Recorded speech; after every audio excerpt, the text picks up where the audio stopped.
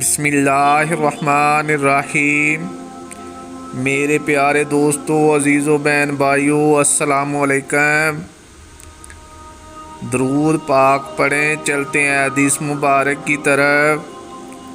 یہ حدیث مبارک بخاری شریف کی روایت ہے جو میں آپ لوگوں کے سامنے بیان کر رہا ہوں۔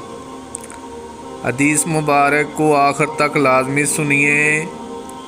سعد بن ابی وقاص رضی اللہ تعالیٰ عنہ کے بعد میں نے کسی کے متعلق نبی کریم صلی اللہ علیہ وآلہ وسلم سے نہیں سنا کہ آپ نے خود کو ان پر صدقہ کیا ہو۔